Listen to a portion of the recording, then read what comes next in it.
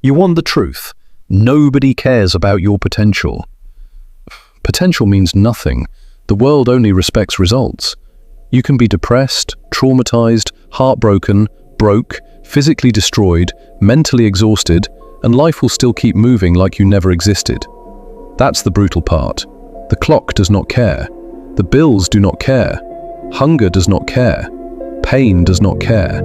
So either you rot inside your excuses, or you become so dangerous that your circumstances stop mattering. People keep waiting to feel ready. Ready for what? War doesn't wait for you to heal.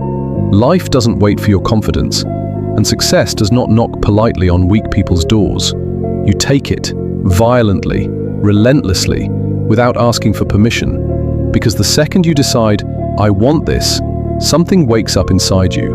And when you decide, I don't care what it costs anymore, that's when you stop being ordinary.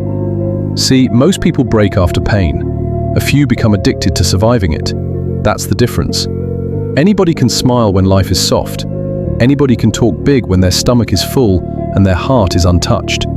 But the people who crawl out of loneliness, out of humiliation, out of sickness, out of betrayal, and still build themselves, those people become terrifying. You think being stuck destroys a person? No, hopelessness does. And hopelessness only wins when you sit there worshipping your own suffering instead of weaponizing it. You're hurt? Good. Now imagine what happens when a hurt person stops crying and starts calculating. That's when things change. The world is ruled by people who can function through chaos. While everybody else is panicking, emotional, distracted, addicted, lazy, scrolling endlessly through lives they secretly envy, you build. Quietly, coldly. Every workout, every sleepless night, every sacrifice, every moment you wanted to quit but didn't. Brick by brick. That's how monsters are made. Not in comfort, not in happiness, not in motivation, in suffering. Real discipline is terrifying because it removes emotion from the equation. You don't wake up asking, do I feel motivated today? Forget motivation. You wake up and execute, even injured, even exhausted, even when your mind feels like a battlefield. Because winners and losers both feel pain. One uses it as an excuse, the other uses it as fuel. And let me tell you something dangerous. The people who survive the darkest phases of life often become unstoppable later. Because once you've already suffered deeply, fear loses its power over you. You stop fearing rejection. You stop fearing failure. You stop fearing opinions. You've already been through hell. What can this world threaten you with now? That's why broken people sometimes become legends. They have nothing left to lose. So if you're at rock bottom right now, if your body hurts, if your mind is exhausted, if life keeps beating you down, good. Let it. Let it hit you until something inside you stops begging for mercy. Then stand up. Not as the same person. Stand up colder, sharper, hungrier.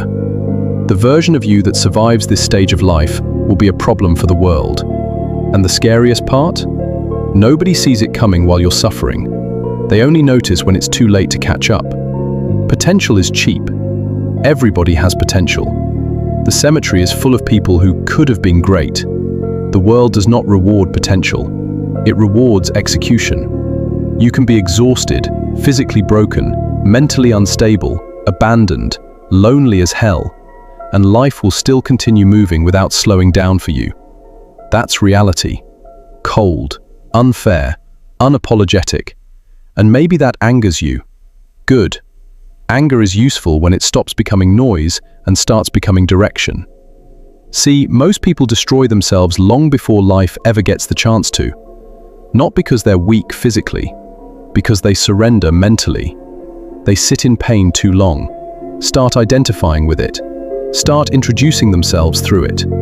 My anxiety, my trauma, my depression, my bad luck. And slowly, their suffering stops being something they fight. It becomes their personality. You know what separates dangerous people from broken people? Dangerous people refuse to romanticize their suffering. They use it. Every betrayal sharpens them. Every humiliation hardens them. Every lonely night teaches them discipline. Every failure removes another layer of weakness. While normal people ask, "Why is this happening to me?" dangerous people ask, "How do I use this?" That mindset changes everything. Because once pain becomes fuel, nobody can control you anymore. Weak people wait for life to become easier. Dangerous people become harder to destroy. In the end, the person who survives the longest wins. Again, again, again.